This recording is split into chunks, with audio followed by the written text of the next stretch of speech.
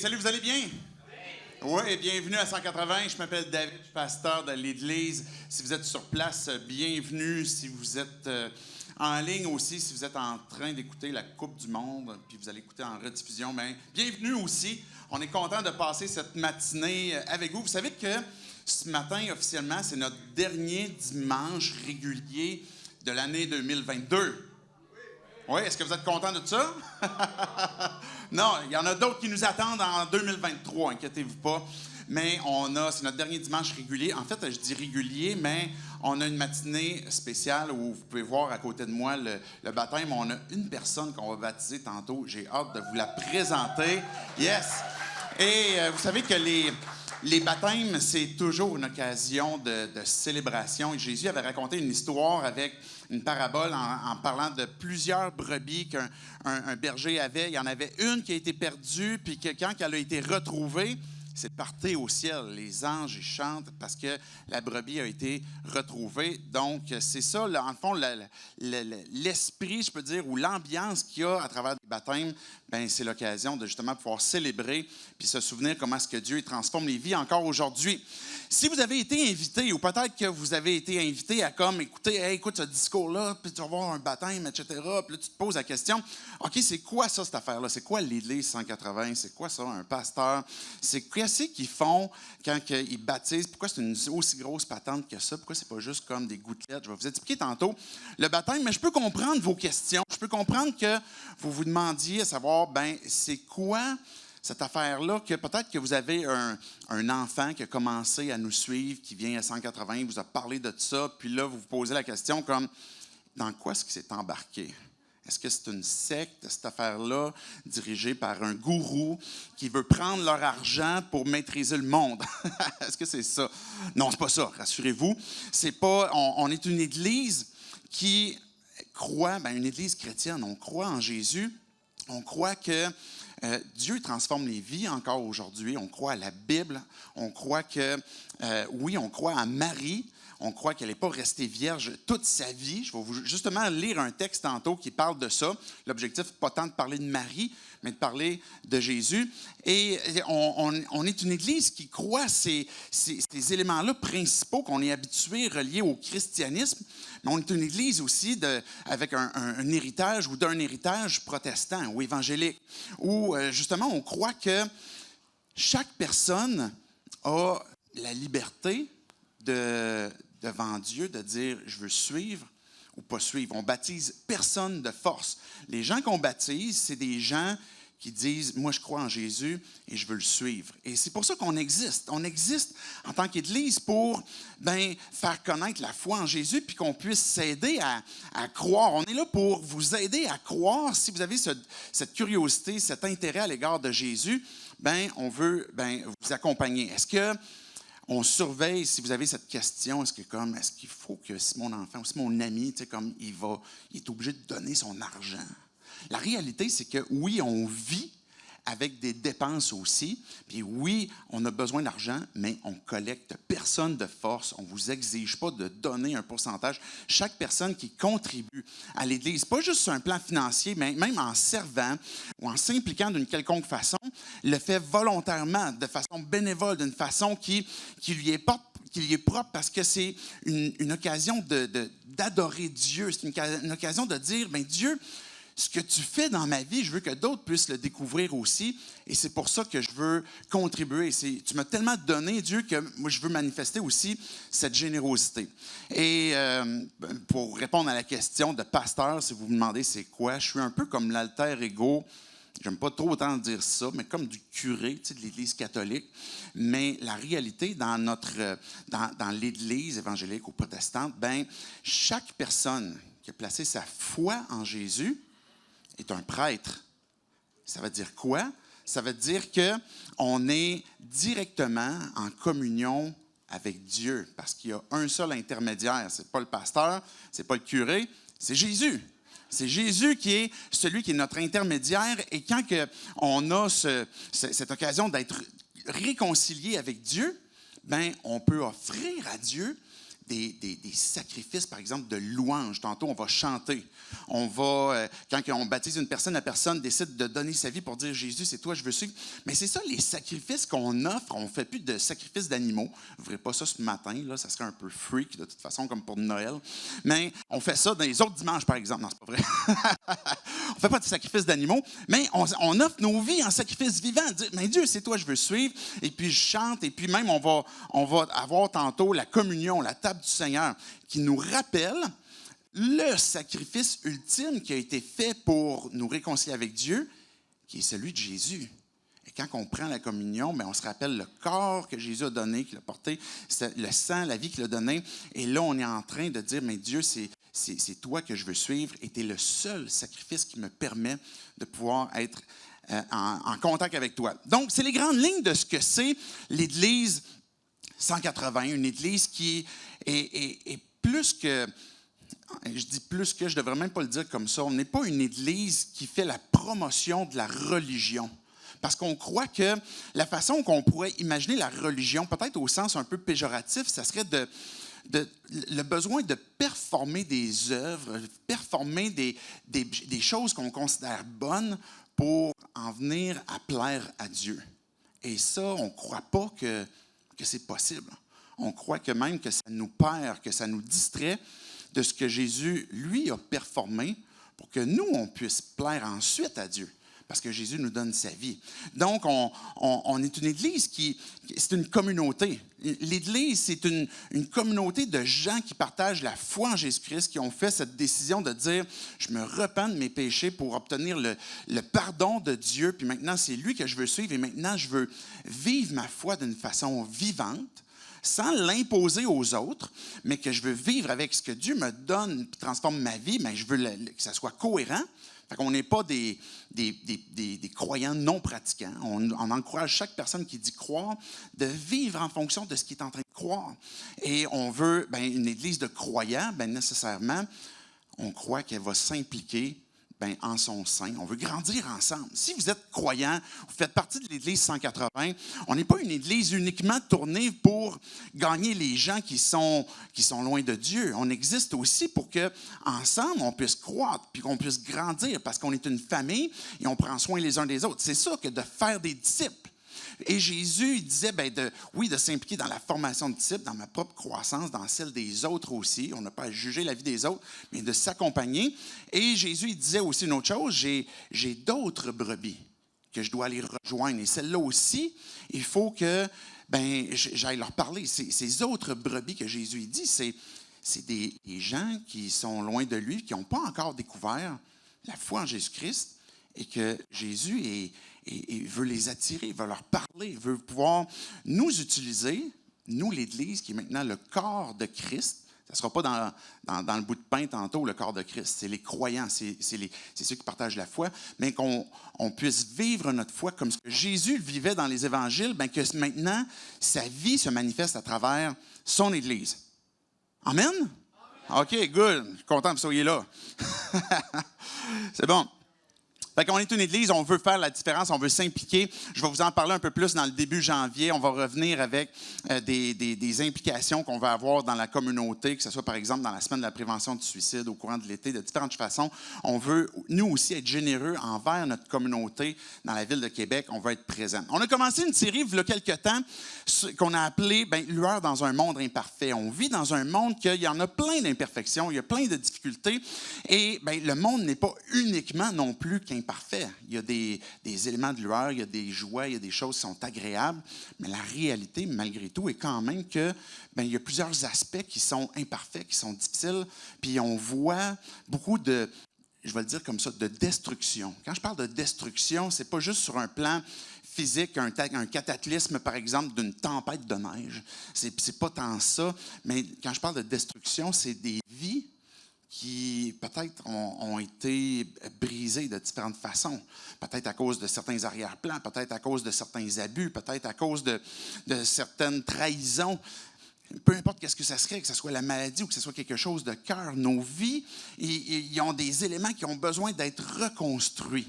Et naturellement, on va chercher des moyens pour pouvoir bâtir, par exemple, notre estime personnelle. Il n'y a pas personne qui a envie de comme juste rester avec la honte puis dire « j'ose pas parler à personne à cause j'ai trop honte de qui je suis ». On a ce besoin que de dire si c'est, par exemple, la honte ou un besoin que d'être approuvé, que d'être encouragé. On va chercher des moyens pour pouvoir reconstruire ou rebâtir certains aspects comme ça dans lesquels on veut être libre. On veut être libre d'être nous-mêmes, de ne pas ressembler à quelqu'un d'autre, puis de ne pas vouloir dire il faut que je sois comme ça pour que maintenant je sois aimé, puis qu'on est en train de se dénaturer, puis de se tromper nous-mêmes. Il y a des aspects comme ça qu'on a besoin de reconstruire. Et quand on parle de lueur dans un monde imparfait, c'est que Jésus est venu, il a réellement participé à notre monde imparfait, et son objectif était de nous construire dans un monde qui est peut-être en destruction. Fait que c'est ça la série qu'on a commencée, puis qu'on va voir ce matin, particulièrement cet aspect que Jésus, là, c'est un charpentier. C'est de ça que je vais vous parler, de Jésus le charpentier, dans quelques instants. Cette série-là est basée sur Marc 6, puis en fait, Marc au complet, mais ce matin, c'est Marc 6, puis on va lire les versets 1 à 6. Je veux prier tout simplement avant pour que Dieu puisse venir nous parler, qu'il puisse venir nous encourager, chacun d'entre nous, avec là où on est, avec ce qu'on aurait besoin d'entendre, et puis après ça, on va lire le texte. Dieu, je veux te dire merci pour ce texte qu'on va lire dans quelques instants. Ma prière est pour chacun d'entre nous que tu puisses nous donner de comprendre qu'est-ce que toi, tu veux nous adresser à nos cœurs, qu'on puisse le saisir, puis qu'on puisse... Notre foi puisse être bâtie, qu'elle puisse être construite et qu'on puisse comprendre, Dieu, ton amour que tu as pour nous et de quelle façon tu veux rebâtir ou reconstruire nos vies. C'est en ton nom, Jésus, que je prie ces choses. Amen. Amen. Donc, Marc 6, je vais lire les versets 1 à 6. Jésus quitta cet endroit et se rendit dans la ville où il avait grandi. Ses disciples l'accompagnaient. Le jour du sabbat, il se mit à enseigner dans la synagogue. Ses nombreux auditeurs furent très étonnés. Ils disaient, « D'où a-t-il tout cela? Qui donc lui a donné cette sagesse et le pouvoir d'accomplir de tels miracles? N'est-ce pas lui le charpentier, le fils de Marie, et le frère de Jacques, de Jose, de Jude, et de Simon? Puis ses sœurs ne vivent-elles pas ici parmi nous? » Et cela les empêchait de croire en lui. Alors Jésus leur dit, « Un prophète est estimé partout, excepté dans sa ville natale, sa parenté et sa famille. » Jésus ne put faire là aucun miracle, si ce n'est qu'il posa les mains sur quelques malades et les guérit. Et il s'étonnait du manque de foi des gens de sa ville. Voici le bout de texte sur lequel je veux qu'on retienne ce matin. Il y a trois choses que je veux qu'on voit qui vont culminer vers la troisième que je disais, qui est l'aspect de charpentier qu'on voit chez Jésus. Mais les trois choses vont être cet aspect humain qu'on voit chez Jésus, cet aspect divin qu'on voit chez lui, et puis finalement cet aspect de constructeur, de charpentier qui était propre à Jésus. Je me souviens quand j'étais jeune, j'entendais parler de Jésus, j'entendais parler de la foi chrétienne, puis je me disais... Mais comment est-ce qu'on fait pour vraiment croire? Comment est-ce qu'on fait pour vraiment savoir? Tu sais, il me semble que ça fait comme un méchant bout, là, l'histoire. Là. Tu sais, c'est comme ça fait 2000 ans. Est-ce qu'à quelque part, c'est pas comme une histoire un peu comme passée date? Est-ce que c'est pas quelque chose qui n'a plus de pertinence à nos vies? Est-ce que Jésus a réellement existé? C'est des questions que j'ai luttées quand j'étais plus jeune, avant que vraiment je me dise, oui, je suis chrétien, je crois, puis je veux suivre Jésus. Je luttais avec ces questions-là. Puis même des fois, si vous êtes croyant, des fois, vous avez peut-être même encore ces questions-là, savoir, est-ce que je peux faire confiance à la Bible, puis ce qu'il est en train de me dire? Puis est-ce que je peux réellement croire que Jésus est le Fils de Dieu? Sans répondre à toutes ces questions-là, pour on puisse y répondre peut-être dans une autre série, par exemple, où on peut expliquer un peu c'est quoi le raisonnement ou le pourquoi est-ce qu'on peut croire que Jésus a réellement existé puis qu'on peut croire à la Bible. Mais le parallèle que je veux faire, c'est que le fait de croire en Jésus est à peu près de tout temps. Et ce qui est encore plus drôle, c'est que c'était même vrai au temps de Jésus. Puis, dans sa propre ville. C'est quoi qui est le plus difficile? De croire en un Jésus qui a existé il y a 2000 ans, puis de croire qu'il existe encore aujourd'hui, réellement ressuscité, puis qui transforme encore des vies aujourd'hui, ou de croire en Jésus avec lequel je suis allé au secondaire avec. Tu sais, retourner dans des retrouvailles au secondaire, puis de voir Jésus, on s'imagine à l'époque, puis comme Jésus, ça vient d'où tout ça? C'est où c'est qu'il a commencé à faire des miracles? C'est où c'est qu'il a commencé? Le premier verset qu'on voit, dans le fond, on voit Jésus qui il a quitté cet endroit. Il avait comme fait des miracles précédemment. On en a vu, par exemple, dans les discours précédents. Il a quitté cet endroit, puis là, il arrive dans sa ville natale, et puis il s'en va à la synagogue. Jésus, c'est un gars qui allait à l'église. Mais c'était la synagogue là, à l'époque. Et puis, il allait pour connecter avec les gens, mais aussi pour glorifier son Père. C'est l'objectif aussi qui était à la synagogue, puis qui, aujourd'hui, qu'on voit dans l'Église, ultimement, c'est de louer Dieu, de le glorifier, de l'élever. Mais Jésus, il quitte cet endroit-là, les disciples l'accompagnent, puis on voit au verset 2, le jour du sabbat, il va à la synagogue, puis il se met à enseigner. Et puis là, il y a de nombreux auditeurs qui sont étonnés. Mais c'est qui, ce Jésus-là? Puis ça nous emmène à cette difficulté qu'on voit quand ils sont étonnés, c'est qu'ils arrivent, ils se disaient, comment ça se fait qu'il enseigne des choses qui nous troublent ou qu'on ne comprend pas, ou c'est qu'il est allé à l'école, parce qu'on a grandi dans le même village. Il n'y avait pas tant d'école à ce moment-là. Là, tu suivais, si tu avais l'occasion d'avoir un peu d'argent, tu suivais un maître qui, lui, avait un peu plus d'éducation qu'il pouvait t'en donner, mais aussi qu'il avait pris son éducation, aussi qu'il avait pris sa sagesse. C'était ça que les gens se posaient. Puis aussi qu'il a trouvé le moyen de faire des miracles. Et le problème que ces gens-là avaient, puis qu'on peut peut-être avoir encore aujourd'hui, c'est, mais Jésus, c'est qui vraiment, là? Est-ce que c'est un homme comme pleinement, ou est-ce que c'est Dieu? C'est quoi qui s'est passé? Et dans notre compréhension de qui est Jésus, c'est à ça que Jésus veut nous amener à découvrir de qui il est, que le Père veut nous amener à découvrir de qui est Jésus, c'est qu'il est réellement humain. Il a réellement porté notre humanité. Regardez, je vais juste relire le verset 3. N'est-ce pas lui le charpentier? Jésus avait grandi avec son beau-père, parce qu'on l'appelait le Fils de Dieu. Fait qu'il a grandi avec Joseph qui lui a comme enseigné à comment être un charpentier. Et le texte ici montre bien que c'était le charpentier.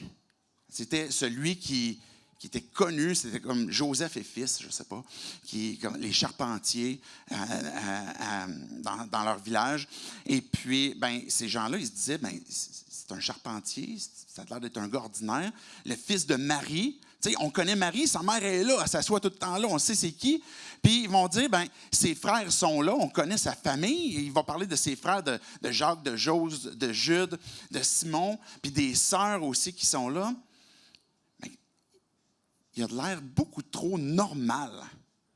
Il a de l'air comme beaucoup trop humain. Et vous savez, la bonne nouvelle, quand on parle de Jésus, c'est que c'est effectivement, réellement, un humain. Dieu qui a porté notre humanité pleinement. Quand on appelle Emmanuel, qu'on parle de Jésus, Dieu avec nous, Dieu a porté notre humanité. Imaginez qu'il y a quelqu'un qui se joint à votre équipe de hockey, mais qui ne veut pas porter vos couleurs de l'équipe. Et lui, il décide de garder son gilet des Nordiques, par exemple, je ne sais pas. Mais ça se peut que ça va comme créer... J'ai manqué ce qui a été dit, là? Oui, l'équipe qui n'existe plus. Effectivement, le gars, il vit vraiment dans le rêve. Puis en plus, il arrive dans une nouvelle équipe, puis là, ils sont... ça va être quoi l'accueil de cette de cette équipe-là, de la personne qui se joint, qui ne porte pas réellement les couleurs, qui ne porte pas réellement les couleurs de l'équipe, qui ne porte pas réellement cette identité à notre équipe. Quand on parle de Jésus qui a porté notre humanité, c'est qu'il a réellement porté tout ce qui comporte l'humanité, à l'exception d'une chose, que d'avoir la culpabilité du péché. Et c'est la raison pour laquelle c'était nécessaire que Jésus, en venant pleinement humain, qu'on a justement besoin qu'on puisse s'identifier à lui. On n'est pas en train de s'identifier à un Dieu qui, on ne sait pas trop de quoi il a de l'air, on ne sait pas trop de qu'est-ce qu'il fait quand on veut découvrir Dieu. Dieu nous disait, faites-vous pas des images de moi, je ne veux pas vous m'adorer avec des images. Parce que, ultimement, l'image qui nous a été donnée de Dieu, c'est Jésus. C'est comme ça qu'on peut découvrir qui est Dieu. Puis Jésus qui est venu pour porter notre humanité, bien, il a réellement porté ce corps. Il a dit à la croix, j'ai soif. Il a réellement porté les souffrances. La Bible nous dit qu'il a été tenté comme nous en toutes choses. Et il peut comprendre, il peut compatir avec ce que tu luttes. Il peut compatir avec la souffrance. Il peut compatir avec le fait qu'il a été rejeté. Il peut compatir avec le fait qu'il a été trahi. Il peut compatir avec le fait qu'à un moment donné, il avait faim, il ne savait pas où il allait dormir, il ne savait pas. Il a vécu dans notre monde qui a été imparfait. Et quand on parle, par exemple, de la table du Seigneur qu'on va avoir tantôt, la communion, puis Jésus a pris ce dernier repas, puis il a brisé le pain, puis il a dit, ceci est mon corps qui est brisé, qui est donné pour vous. Mais la raison pour laquelle il a porté notre humanité, notre corps, il a participé au sang et la chair, c'est justement pour donner sa vie en sacrifice. Pour qu'en donnant sa vie volontairement, mais on puisse avoir le pardon de nos péchés. Parce qu'il devait y avoir un sacrifice d'une personne qui n'avait jamais péché, qui était innocent par rapport au péché. Et Jésus a porté notre humanité complètement et parfaitement. Alors, il nous comprend, puis il le sait avec quoi on peut lutter. Il le sait c'est quoi ça comporte la tentation. Mais ultimement, puis je l'ai dit tantôt, 1 Timothée 2,5 dit « Car il n'y a un seul Dieu, qu'un seul Dieu, et qu'un seul médiateur entre Dieu et les hommes, Jésus-Christ, homme. » C'est notre seul médiateur. Et on peut s'identifier à Dieu parce qu'il est venu porter notre humanité. Quand on baptise les gens dans l'eau, on est en train, je vais en profiter, je vais vous expliquer tout de suite ça veut dire quoi le baptême. Mais quand on baptise les gens dans l'eau, ben c'est cette identification où on est en train de montrer puis de témoigner comme quoi que ce que Jésus a fait, qu'il a été vivant, mais ensuite qu'il est mort pour nos péchés et qu'il a été comme enseveli, bien ensuite il est ressuscité. Et puis là, il a affirmé et confirmé comme quoi qu'il était celui qui pouvait donner le pardon parfaitement et complètement. Et quand on se fait baptiser, puisque Jésus nous demandait, bien maintenant, faites-vous baptiser pour vous identifier à moi. Faites de toutes les nations des disciples en les baptisant au nom du Père, du Fils, du Saint-Esprit. On est en train de s'identifier à lui. Et comme lui s'est identifié à nous, maintenant, je suis en train de dire à tout le monde qui voit mon baptême, mais je suis mort avec Jésus. Et je suis ressuscité avec Jésus. Et maintenant, j'ai une nouvelle vie à cause de lui. Parce que Christ est ma vie. Et quand on se fait baptiser, bien, on est en train de montrer à tous ceux qui sont là, on va le voir ensemble, bien, qu'on est témoin d'une foi qui est invisible. La foi en soi, elle est invisible, mais se manifeste toujours par des actions. Et cette première action qui se manifeste, bien, c'est à travers cette obéissance qui est le baptême. Mais Jésus, il a été, oui, réellement humain, puis c'était le problème des gens de la ville là, qui ont été avec Jésus au secondaire, mais ils se disaient comme, OK, il est comme beaucoup trop ordinaire. On l'a vu grandir avec nous. On a vu comme quoi il a pris l'entreprise pendant un temps de son père Joseph. Et puis, mais on le voit aussi, puis je vais relire le verset 2, il va dire, le jour du sabbat, il se mit à enseigner dans la synagogue. Ses nombreux auditeurs furent très étonnés parce qu'ils disaient, d'où tient-il tout cela? Qui donc lui a donné cette sagesse et le pouvoir d'accomplir de tels miracles? Il y avait 3 choses qui étonnaient les gens. Son enseignement, sa sagesse, puis ses miracles.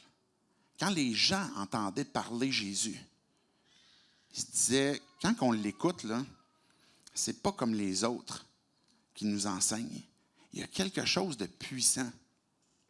Il ne nous perd pas avec plein de concepts, il ne nous perd pas avec comme plein de théories. On comprend. Quand on comprend, bien, ça a un impact, ça a de l'autorité dans nos vies. C'est ça que les gens disaient. Comme, ça a un impact, ça a une autorité dans nos vies. On comprend ce qu'il dit. Jésus était un conteur. Il contait des histoires. Et puis, avec ces histoires-là, ben, il faisait le lien entre l'humanité, entre notre humanité, puis Dieu, le royaume des cieux, pour qu'on puisse comprendre ben, qui est le Père, c'est qui Dieu, c'est quoi cette idée que d'être réconcilié avec Dieu. Fait que Jésus, quand il enseignait, ça étonnait les gens. Mais il était aussi rempli de sagesse, qui aussi, des fois, ben, soit choquait les gens. Il y avait des gens qui voulaient la mort de Jésus parce qu'il n'était pas capable de le piéger. Il essayait de piéger Jésus parce qu'il gagnait en popularité et puis il ne réussissait jamais comme à le mettre en boîte. Puis finalement, ben, une chose qui surprenait les gens, ben, c'était les miracles. Pourquoi Jésus faisait des miracles? Pourquoi est-ce que Jésus est venu rendre la vue à des aveugles? Pourquoi est-ce qu'il a rendu l'ouïe? Pourquoi est-ce qu'il a guéri la peau, par exemple? 2 miracles qui s'étaient faits dans le chapitre juste avant. Là, juste avant que Jésus arrive dans sa ville natale, il avait guéri une femme qui avait des pertes de sang depuis 12 ans. Cette femme-là s'est dit, si je peux juste toucher comme le vêtement de Jésus, je vais être guéri. Puis c'est ça qui s'est produit. Puis après ça, ben, Jésus est allé guérir une petite fille qui elle venait de mourir, qui avait 12 ans. Puis Jésus, mais je dis guérir, c'est comme il l'a guéri de la mort, c'est quand même pas pire. Hein? Il l'a ressuscité, il lui a redonné la vie. Mais où c'est que Jésus a pris cette capacité à faire des miracles, puis à transformer la vie des gens? Vous savez, quand on parle de miracles, il y a des sources externes qui parlent de l'existence de Jésus, et ces sources externes-là, comme par exemple les Juifs qui étaient contre Jésus, ben, le décriaient comme c'est le gars qui fait de la magie. Mais Jésus, ce n'était pas de la magie qu'il faisait. Il faisait des miracles. Et les miracles sont là pourquoi? Jésus, peut-être, oui, pour convaincre. Jésus, si vous pensez au miracle de Jésus, c'est quoi le premier qui va vous traverser par l'esprit? Le vin. Oui, c'est ça. Effectivement, c'est souvent comme le vin, l'eau changée en vin, ou Jésus qui marche sur le vin, sur l'eau. Ça aurait été comme spécial, comme miracle, ça, mais en tout cas, bref. Ben, c'est souvent les 2 premiers miracles, là. Jésus qui marche sur l'eau, puis l'eau changée en vin. Mais c'était beaucoup plus que ça. En fait, même, il y a un évangile qui nous dit, dans l'évangile de Jean, que si on avait écrit tout ce que Jésus avait fait, bien, la terre entière ne pourrait pas porter tous les livres qu'on aurait pu écrire. Il a tellement fait de miracles que ben, on n'aurait pas pu tout écrire. Mais pourquoi Jésus le faisait? Parce qu'il voulait prendre soin. Parce qu'il voyait la destruction sur notre corps, sur notre âme, sur notre monde.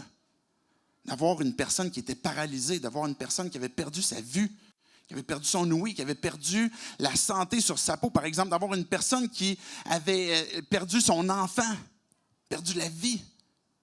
Et ces souffrances-là, ce malheur-là, ne fait pas partie de ce que Dieu a voulu puis de ce que Dieu a créé, mais qui sont une conséquence de notre propre monde, de notre propre choix, de notre propre orgueil.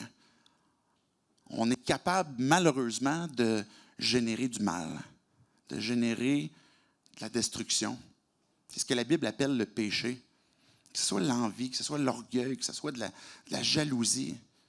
Ça nous emmène à nous détruire nous-mêmes, puis à détruire les proches autour de nous.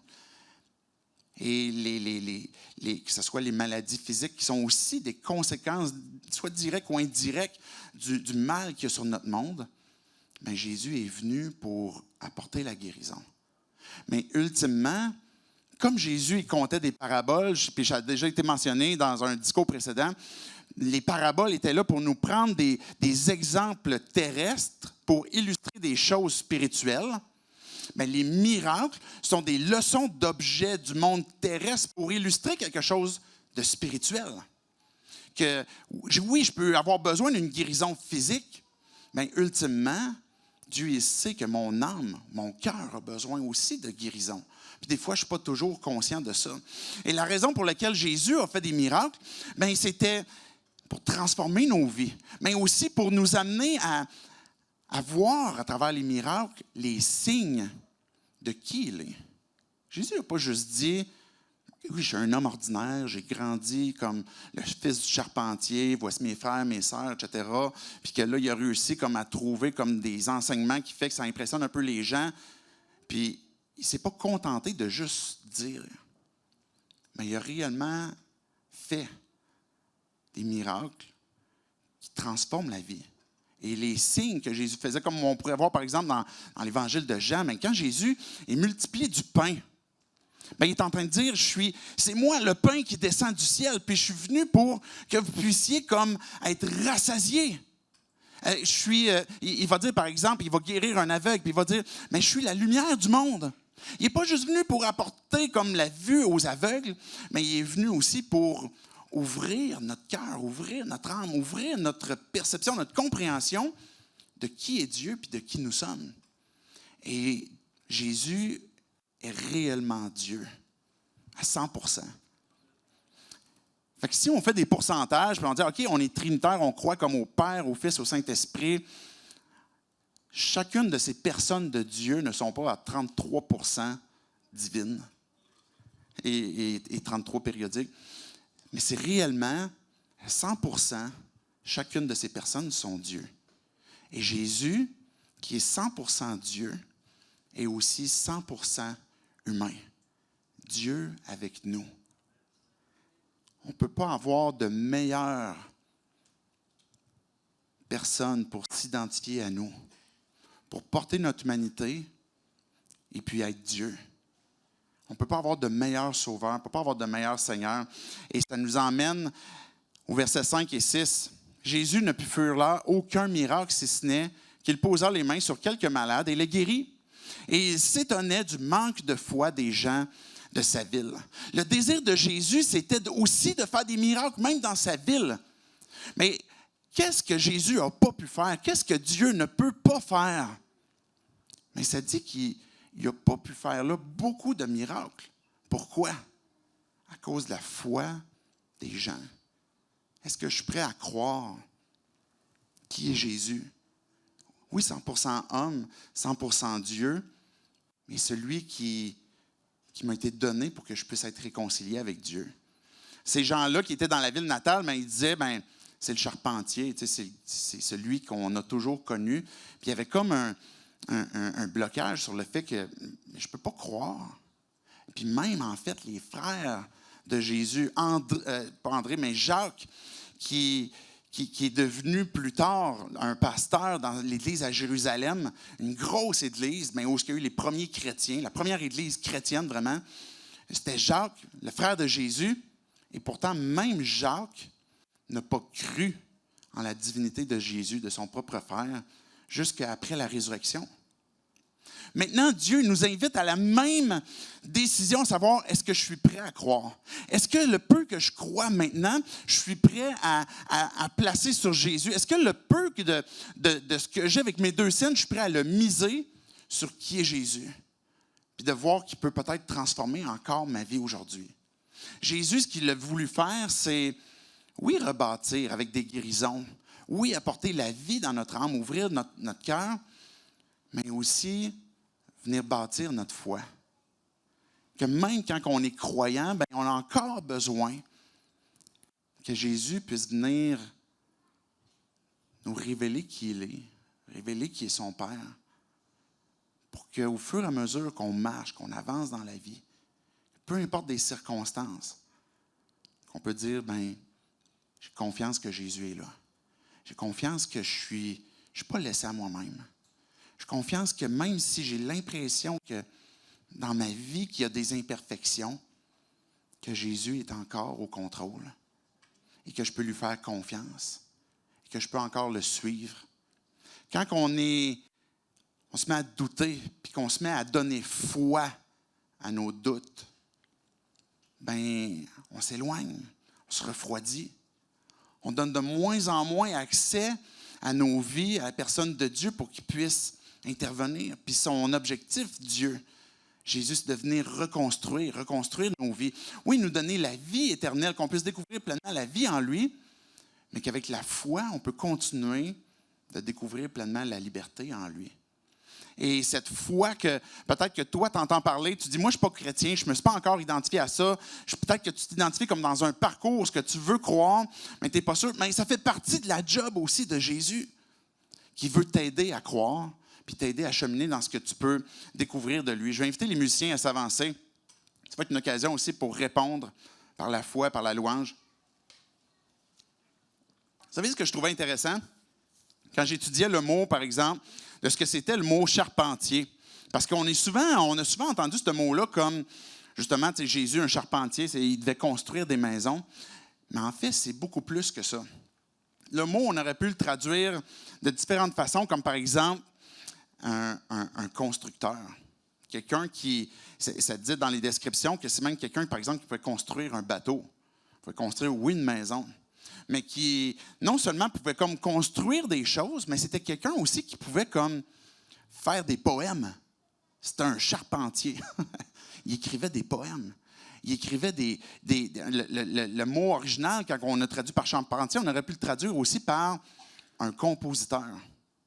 Quelqu'un qui écrit de la musique, qui écrit un poème, puis qui est en train de construire, par exemple, une adoration. Jésus, c'est ce qu'il faisait. Jésus, c'est un créateur. C'est le créateur. Celui qui a tout créé puis qui crée encore aujourd'hui. Qui peut venir créer la foi, créer cette croissance qu'on a besoin pour dire, bien Dieu, j'ai besoin de toi, j'arrive pas comment croire, il y a des doutes peut-être que je peux avoir. Dieu, j'ai besoin que tu interviennes, j'ai besoin que tu me donnes ta foi, que je puisse croire en toi.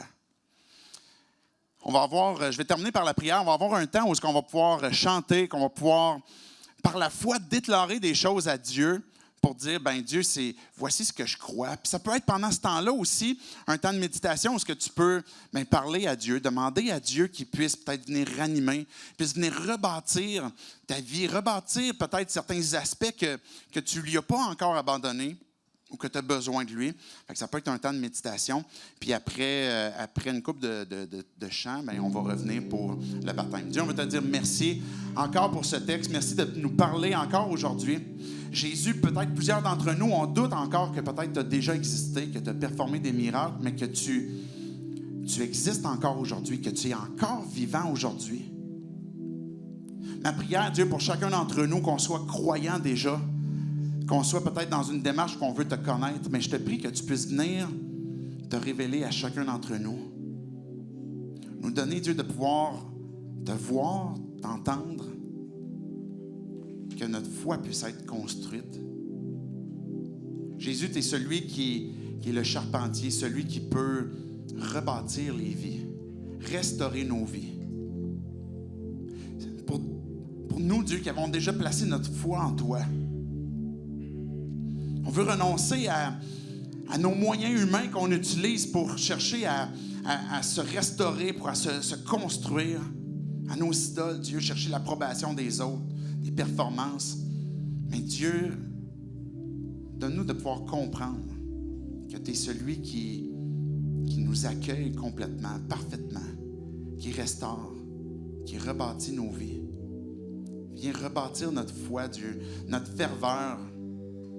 Pour Dieu, pour nous qui peut-être n'avons pas cru encore en toi, mais qu'on est prêt, Dieu, à dire qu'on veut te connaître plus. Mais je te prie que tu puisses venir nous révéler qui tu es. Pour qu'on puisse, Dieu, faire ce premier pas que tu veux nous amener à comprendre que pour être réconcilié avec toi, on a besoin d'un sauveur, de quelqu'un qui nous pardonne du mal qu'on a fait, qui nous sépare de toi. De faire ce 180, faire cette repentance et te suivre. Fais de nous tes enfants et transforme-nous. C'est en ton nom, Jésus, qu'on prie ces choses. Amen.